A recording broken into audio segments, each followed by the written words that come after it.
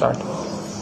Vector diagram মানে এখানে তো ভেক্টর ডায়াগ্রাম সব ইকুয়াল হচ্ছে, বুঝতে হবে এসির। আচ্ছা এখন আমাদের চলো বোর্ডে চলে যাই। আচ্ছা এখন খেয়াল করো, এখানে যদি ভেক্টর ডায়াগ্রামটা খেয়াল করি, এখানে সবগুলো ভোল্টেজ দেওয়া আছে না? থাকুক, ভোল্টেজ কারেন্ট যাই দেওয়া থাকুক। আমি এটার একটা ভেক্টর ড্র করে ফেলি প্রথমে। এটা টোটাল ইম্পিডেন্স কিন্তু বের করা খুবই ইজি না, খুব ইজি না, সরি খুব ইজি হবে না। আচ্ছা খেয়াল করো, কারণ এখানে তো টোটাল ভোল্টেজ দেওয়া নেই।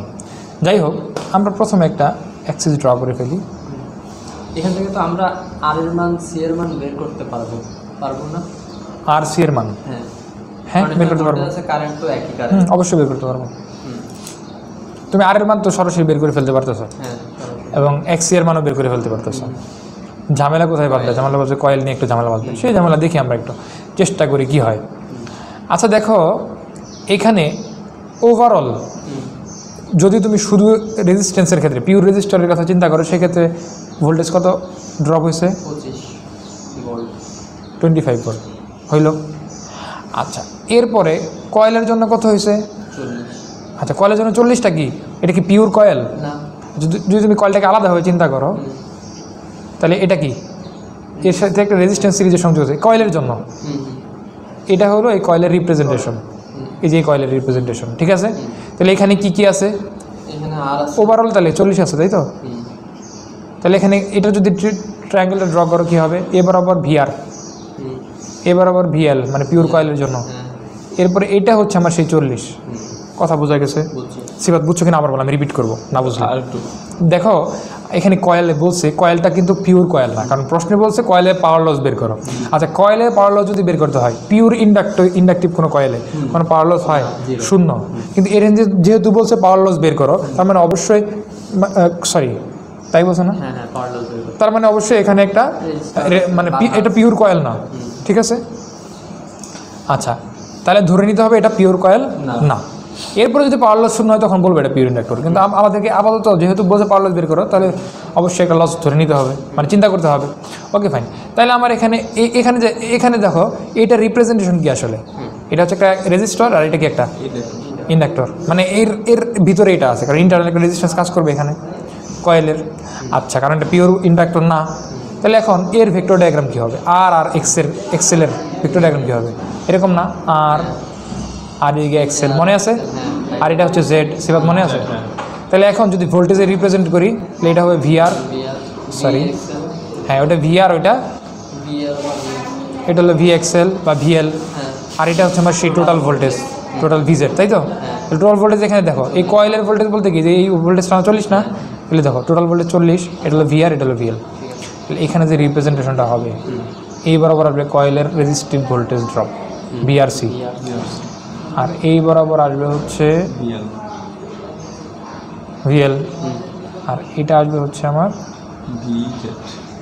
40 না, ভ্যালু দিয়ে দিলাম 25-এর পর থেকে। হ্যাঁ ঠিক আছে, এতটুকু বোঝা গেল। আচ্ছা তাহলে এতটুকু গেল। এখন দেখো একটা ক্যাপাসিটর আছে, কারণ ক্যাপাসিটরের সাথে সিরিজ যদি রেজিস্ট্যান্স সংযুক্ত না থাকে, এর ভিতরে ইন্টারনাল কোনো রেজিস্ট্যান্স, আমরা এটাকে পিওর ক্যাপাসিটর চিন্তা করি সবসময়, না এই জন্য। তাহলে পিওর ক্যাপাসিটরের ক্ষেত্রে কী হবে? ভোল্টেজ ড্রপটা এবার যাবে কতটুকু? 55 ভোল্ট। তাহলে এই বরাবর একটা আসতেছে, আর এই বরাবর একটা ওভারঅল ভোল্টেজ।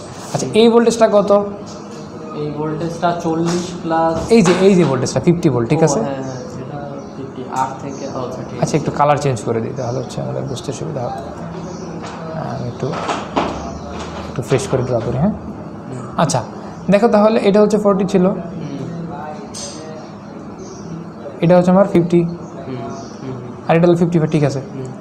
ঠিক আছে স্যার, এতটুকু তো ক্লিয়ার। ভেক্টর ডায়াগ্রাম বোঝা গেছে এখন? আচ্ছা এর যে লব্ধি, আচ্ছা এর লব্ধিটা কী হয় বলো তো? এই লব্ধি বলতে এখন দেখো, আমি এখন ভিএলের ভ্যালুটা আসলে জানি না কত, ওই অনুযায়ী এখানে একটা চেঞ্জ আসবে। চেঞ্জ আসার পরে আসলে ওভারঅল আমি যে ভোল্টেজটা পাবো সেটা কি আমার এই যে ইজি টোটাল যে ভোল্টেজটা, মানে টোটাল ভেক্টরের যে ভোল্টেজ, এই 50 পর্যন্ত লব্ধি হচ্ছে এটা, ঠিক আছে?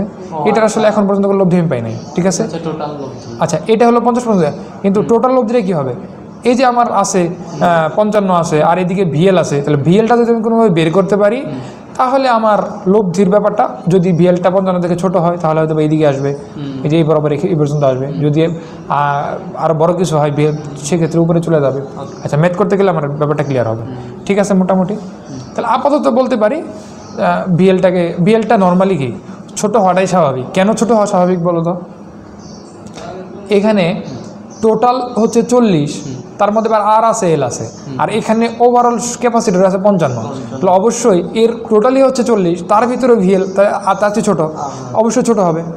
তাহলে তুমি চিন্তা করো এ বরাবর চলে গেছি আমরা ভিএল। তাহলে এই যে আমার লব্ধিটা পাইলাম, তার মানে ভি, হ্যাঁ এটা হচ্ছে আমার সেই টোটাল সাপ্লাই ভোল্টেজ। হ্যাঁ, ভিসিটা বড় আসতেছে এখানে, হ্যাঁ ভিসিটা পর আসতেছে। ওকে, তার মানে এই এই সার্কিট দেখে বোঝা যাবে যে এটা হচ্ছে ক্যাপাসিটিভ, তুমি যে ডেটাগুলো দেখে বুঝতে পারবে আসলে। Capacitive circuit. এটা ডেটা দেখে তুমি বুঝতে পারতেছো এটা একটা ক্যাপাসিটিভ সার্কিট। ওকে, ইরেজার একটু মুছে দিই, এই জিনিসগুলো একটু ফ্রেশ করে দিই। হ্যাঁ, নতুন সফটওয়্যার না এটা তো অনেক আগের, এটা ব্যবহার করা হয় না আর কি। এটা দিয়ে প্রথম লেখা শুরু করছি আমি, এটা একটু ঝামেলা হয় এই জন্য লেখা শুরু হয়।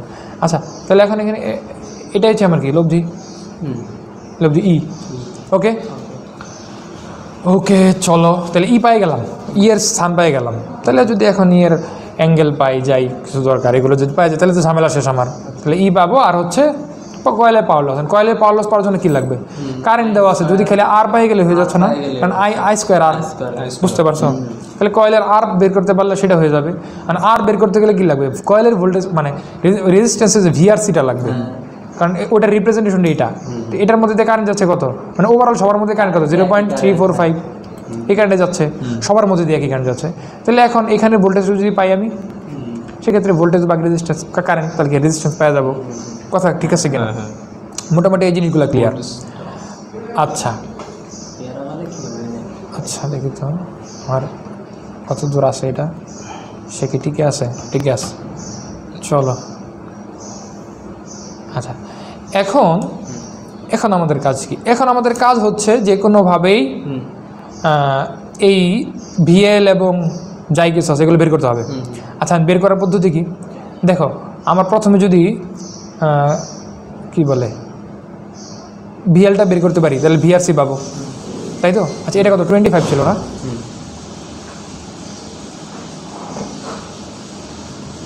25 ছিল। ওকে, তাহলে এখন ভাইয়া দেখো তো আমি কি করতে পারি এটা বের করার জন্য।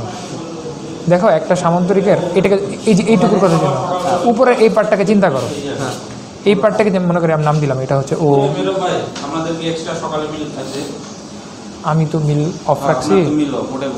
হ্যাঁ, আমি আমার জানা মতে আচ্ছা ও এ বি সি নাম দিলাম আমি। ওকে, আচ্ছা, তাহলে এখন খেয়াল করো, যদি আমি কোনোভাবে এই এ বি এর ভ্যালুটা পাওয়া যায়, কারণ এ বি পাইতে গেলে আবার কি আমার ভিএল পাওয়া লাগবে, একটা ঝামেলা হইতেছে না? আচ্ছা, এই ঝামেলা থেকে পরিত্রাণের উপায় কি? কিছু একটা করতে হবে। আচ্ছা, আমরা এখানে একটা হলো ও এ বি একটা ত্রিভুজ হইতে পারে, আর একটা কি এ বি সি ত্রিভুজ হইতে পারে না? দুইটা ত্রিভুজ, একটা হচ্ছে ও বি সি একটা ত্রিভুজ। তাহলে ত্রিভুজ ও বি সি চিন্তা করো, ও বি সি ত্রিভুজ, ও বি সি একটা মানে একটা সমগ্র ত্রিভুজ না? এই সমগ্র ত্রিভুজে কী হবে? 50 স্কোয়ার ইকুয়াল প্লাস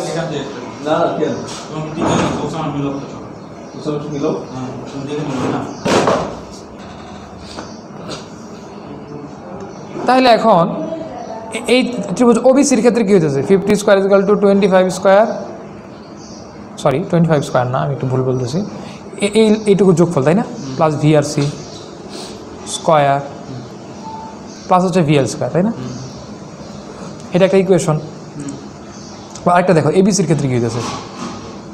ত্রিভুজ এবিসিতে কী আছে? 40 স্কোয়ার, এটা বুঝতেছো? জাস্ট পিথাগোরাসের সূত্র লাগে, আর কিচ্ছু না। ভিআরসি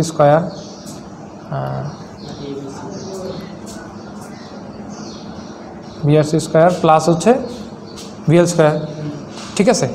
তাহলে এখন এখান থেকে দেখো, দুইটা ইকুয়েশন যদি কম্পেয়ার করি আমরা, ভিআরসি স্কোয়ার প্লাস ভিএল স্কোয়ার সমান 40 স্কোয়ার লিখতে পারি না? আচ্ছা, এই যে এই ইকুয়েশনটাকে 1 নাম্বার ইকুয়েশন দেখো আগে ফ্রম ইকুয়েশন 1 ইকুয়েশন 1 আমি কী পেতে পারি দেখো তো তোমার 50 স্কোয়ার প্লাস এটাকে ভাঙাই দিয়েছে আর কি এ প্লাস বি স্কোয়ার সূত্র পড়বে কিনা তাহলে কী আসবে 625 একবারে লিখে দিলাম ঠিক আছে প্লাস হচ্ছে 2ab মানে কত 2 × 25 ইন্টু ভিআরসি বুঝছো তুমি এ প্লাস বি সূত্র অ্যাপ্লাই করতেছি তাহলে a square plus 2ab plus b square a square মানে 25 স্কোয়ার মানে 625 বুঝছো তারপর কি 2ab আচ্ছা লিখে দিই আমি 2 × a হচ্ছে 25 ভিআরসি প্লাস হচ্ছে ভিআরসি স্কোয়ার প্লাস ভিএল স্কোয়ার তাহলে ভিআরসি প্লাস ভিএল স্কোয়ার মানে এই দুটো সমান কত 40 স্কোয়ার না আচ্ছা তাহলে দেখো 50 square equal to 625 plus 50 VRC plus এটা সমান কি 40 স্কোয়ার লিখে দিতে পারি না এই যে 2 নম্বর ইকুয়েশন থেকে এই যে এখানে এটা রিপ্রেজেন্ট করছি তো ভাই প্রশ্ন দেখে হঠাৎ করে মাথায় আনবো কীভাবে যে একটু চিন্তা করতে হবে আর এটা প্র্যাকটিস করলে তোমার মাথায় আসবে এগুলো নাহলে আসবে না ঠিক আছে এই ম্যাথগুলো বারবার করতে হবে কারণ এই ম্যাথগুলো করে ফেলতে পারলে আর বেসিক ক্লিয়ার হয়ে যাবে যে ধরনের প্রশ্নই করুক you will be able to solve the question okay বেশি করো হ্যাঁ ঠিক আছে তাহলে এখন এখান থেকে ভিআরসি পাওয়া যাবে হ্যাঁ তাহলে ভিআরসি কত আসে আমরা ক্যালকুলেশন লম্বা না করি আচ্ছা ভিআরসির ভ্যালু কত 5.5 তাই তো আচ্ছা 5.5 ভোল্ট এখান থেকে ক্যালকুলেশন করলে এটা আসবে আচ্ছা ঠিক আছে তাহলে ভিআরসি পাইলে আর পাওয়া যাবে না হ্যাঁ পাওয়া যাবে হ্যাঁ মানে কয়েলের তাহলে কয়েল তাহলে এখন আই ভাগ করে রাখি আর সমান কি তাহলে ভিআরসি ডিভাইডেড বাই 0.345 ভাগ করো 5.5 কে 0.345 হুম 15.94 এটা হলো ভিআরসি হলো 5.5 0.345 94 ওম হ্যাঁ আচ্ছা তাহলে এদেরকে কত আসতেছে উত্তর পাওয়া গেল না 15 পয়েন্ট না উত্তর তো এটা না আচ্ছা 15.95 এটাকে আর পাইলাম আমি 4 সরি আচ্ছা আসুক তাহলে কয়েলের একটা উত্তর পাবো এখন তাহলে 15.95 পি কয়েল পাওয়ার কয়েল হ্যাঁ ইন্টু আর কত আর হচ্ছে তোমার সরি এটা তো আমি একটু ভুল বলতেছি এটার উপর স্কোয়ার মানে হ্যাঁ এটা আর ইন্টু আই স্কোয়ার তাই তো আই বলবো 0.345 তাহলে এখান থেকে যেটা আসবে কত আসে আনসার 1.89 এই দেখো মিলে গেছে দেখো 1.89 ওয়াট ওকে তাহলে পাওয়ার পাইছো আচ্ছা এখন কথা হইলো এই প্রশ্ন থেকে আমি পাওয়ার পাইছি কিন্তু সাপ্লাই ভোল্টেজ লাগবে না আচ্ছা চলো সাপ্লাই ভোল্টেজটা এখন আমরা একটু দেখি ওকে আমি ছবিটা নিয়ে যাই আগে তার মানে আমরা বিদ্যুৎ পাওয়ার জন্য সরি সাপ্লাই ভোল্টেজ নতুন একটা পেজে যেতে হবে আচ্ছা চালাকে নেবে বসবে এত পয়েন্ট পর বছর তো মানে 1.8 না আসে এত পরে পয়েন্ট আসবে আচ্ছা দেখো এখানে তোমার তো ভুল হয়েছে ওই 0.345 পয়েন্ট নেই আচ্ছা এখানে একটা নাম আছে চিত্রটা ডাবল হয়ে গেছে পয়েন্ট উঠে নেই আচ্ছা চলো একটু সময় সাপেক্ষ আসলে হ্যাঁ ম্যাথগুলো বুঝতে পারলে পরে ইজি আচ্ছা এখন তুমি খেয়াল করো এই ম্যাথে আমি আগের যে জিনিসগুলো ড্র করছি এখানে আর কিছুই না হ্যাঁ আচ্ছা তাহলে এখন একটু মুছে দিই খালি করে দিই আমি আচ্ছা এখন শুরু করি চলো এখানে খেয়াল করো এই যে ও এ বি এগুলো তো আছে ওবিসি এটার নাম যদি ডি দেই তাহলে দেখো ত্রিভুজ ও বি ডি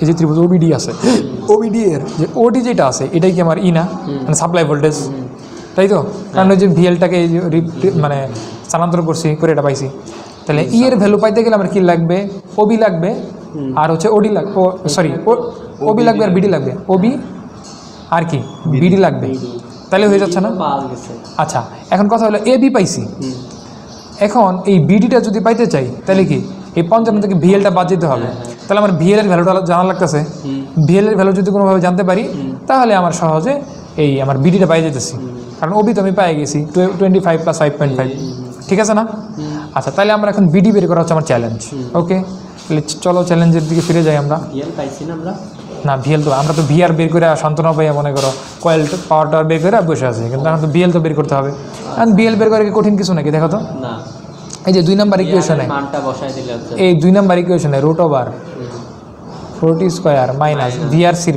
ভ্যালু কত 5.5 পাবা ইজি না করো তাড়াতাড়ি করো ক্যালকুলেশন করো আমি এখানে দেখি কোনটা কোনটা করবো 39.62 তোমরাও দেখো মিলে কিনা 40 স্কোয়ার মাইনাস 5.5 তাহলে ভিএল পাইলাম এখানে 9.75 39.62 পাইছি কিসে 9.75 5.5 স্কোয়ার না আমার আরেকটা এই ব্র্যাকেট দাও এটা তো আসবে না দেখো 39.62 আচ্ছা 39 এটাই আসবে 39.62 ঠিক আছে তোমার এখান থেকে আসছে হ্যাঁ ওই যেখানে তোমার ক্যালকুলেশন ভুলেছে আচ্ছা ওকে তাহলে ভিএল পাই গেলাম 39.62 তাহলে আমরা পরের পেজে চলে যাই নেক্সট ওকে তাহলে এখন এখানে 39.62 তাহলে 55 থেকে এটা বাদ দিলে বাকিটা কি এটা না এই বিডি না তাহলে বিডিতে ভ্যালু কত আমি বলতে পারি 55 মাইনাস 39.62 কত হয় 15.38 ওকে তাহলে 15.38 এই ভ্যালু পাই গেছি তাহলে এখন হিসাব করো তাহলে ই ইকুয়াল কী হবে রুট ওভার এটা অতিভুজ না তাহলে লম্ব স্কয়ার প্লাস ভূমি স্কয়ার লম্ব কি আছে 15.38 তাই না সিফাত প্লাস ভূমি কি আছে 25 প্লাস 5.5 পাওয়া যাবে এর ভ্যালু পাওয়া যাবে করো তো কত হয়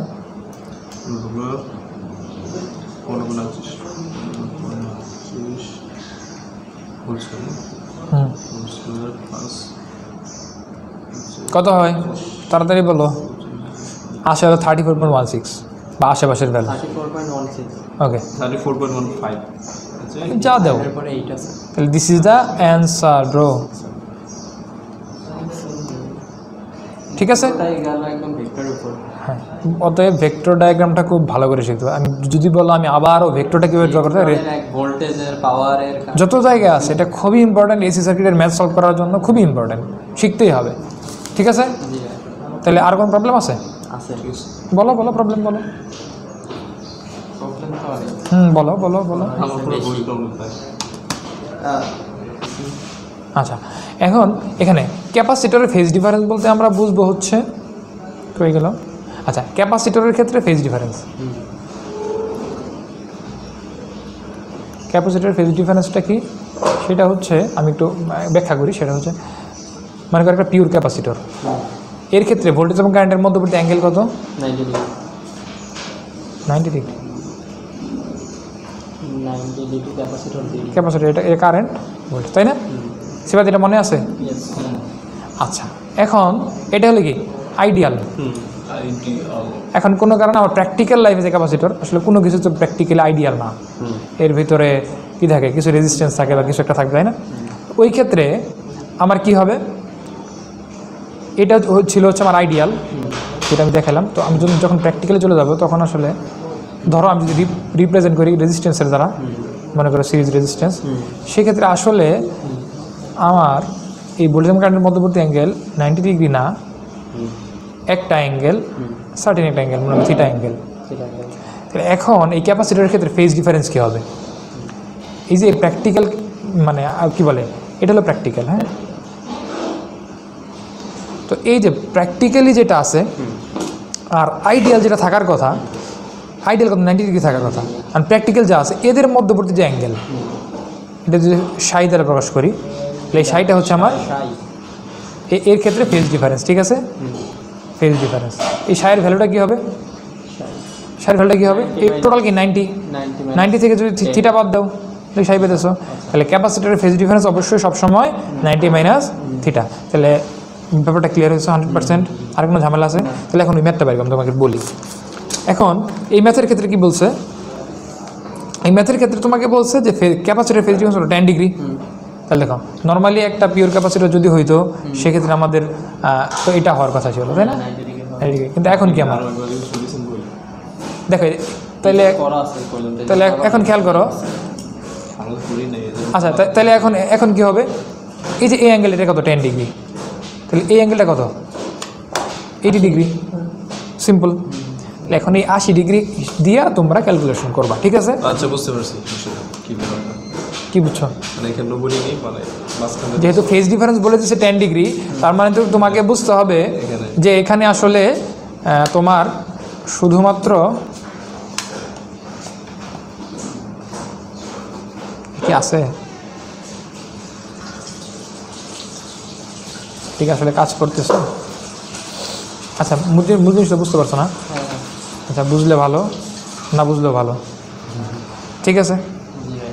আচ্ছা তাহলে এখন এখান থেকে হিসাব করো যে তার মানে পিওর ক্যাপাসিটর না হলে কী করবা, এটা আরসির সাথে সিরিজ একটা রেজিস্ট্যান্স সংযুক্ত আছে, এর সাথে একটা এক্সি আছে, তাহলে এটা হলো আমার সেই এই যে অ্যাঙ্গেলটা, এই অ্যাঙ্গেলটা কি আমি 10 ডিগ্রি বলবা? এটা হলো সেই 80 ডিগ্রি, কারণ 10 ডিগ্রি তো এইদিকে, ঠিক আছে না? ক্লিয়ার হয়েছ? মানে এখন তুমি এই 80 ডিগ্রি হিসাব করে ধরে তুমি হিসাব করবা। এখন এখানে আর কি আছে, আর তো কিছু নেই মোটামুটি। এখন এই ম্যাথ বোঝার মতো 17 নম্বর ম্যাথ না, পারবা? তাহলে রাকিব তুমি 17 নম্বর ম্যাথটা করে নিও, বুঝাইলাম তো, ঠিক আছে। ওকে ধন্যবাদ আজকের জন্য। লাস্টের উত্তর আরটা দেখাবো না? 19 নাম্বার এইটুকটা জাস্ট বোঝাই দেয়।